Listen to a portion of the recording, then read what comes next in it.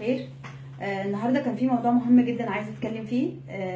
زي ما حضراتكم شفتوا اللي حصل في باريس من كام يوم مع المذيع احمد موسى.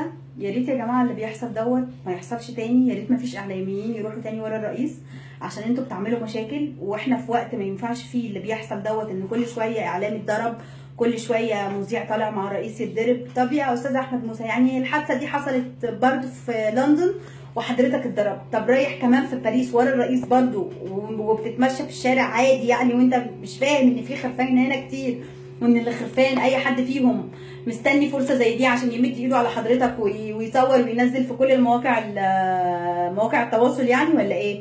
فحضرتك اللي انت بتعمله ده اول حاجه غلط. انت ولا فتنا باي حاجه، واحنا ولا شفنا اي حاجه من اللي الرئيس عملها ولا اي كلام. احنا بس شفنا حضرتك وانت بتتضرب، وشفنا وسائل الاعلام وهي بتجيب الفيديو لحضرتك، بس احنا ولا شفنا الرئيس ولا شفنا اللي حصل مع الرئيس ولا شفنا ايه اللي حصل في المؤتمر ولا اي حاجه. ليه؟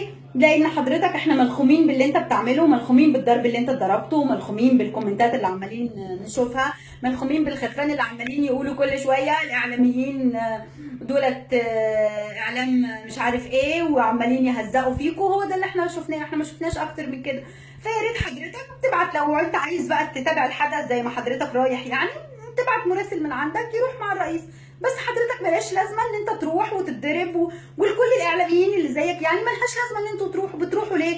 ايه اللي بيوديكوا؟ انت اول حاجه ما بتفيدناش بحاجه، بل بالعكس انت بتلخم الرئيس وبتجيب لنا مشاكل. والرئيس بقى لازم طبعا يشوف ايه اللي حصل، واكيد بيبقى متضايق ان الاعلاميين اللي معاه بيتضربوا، فلازم يبعت حد من الوفد يروح يشوف ايه اللي حصل في القسم ويتابع القضيه وكل الكلام. طب ليه؟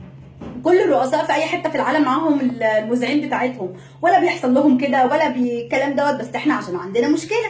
فالخرفان بقى ما بتصدق تزيط وما بتصدق تلاقي الرئيس في اي حته، عشان هم واخدين بره حريتهم جدا، فبيعملوا معاكم اللي بيحصل ده. طب ليه حضرتك طالما انت رايح مع الرئيس وعايز تغطي اخبار زي ما انت رايح، يبقى انت رايح لحاجه معينه بس. ما ينفعش بقى تقعد تتمشى وانت عارف ان في مشكله والمشكله دي هتحصل. فيا ريت يا جماعه لو سمحتوا، احنا مش مستحملين الاعلام البايظ الفاشل اللي كل شويه يجيب لنا مشاكل ومش عارفين نعمل ايه. يعني كده بجد كفايه، بجد كفايه علينا. احنا هنلاقيها منين ولا منين؟ هنلاقيها من الارهاب ولا هنلاقيها من العيال التافهه اللي بيقولوا لك هنعمل ثوره 25 ومش عارفين يعملوا ايه، وعايزين يعملوا ثوره؟ قبل ما تعمل ثوره بس روح اعمل ثوره على نفسك وبعد كده تعالى اعمل ثوره. هنلاقيها منين ولا منين؟ فيا ريت يا جماعه بقى اهدوا شويه علينا، عشان المشاكل دي كترت والاعلام يعني عنده مشاكل اكتر من البلد عندها مشاكل. شكرا.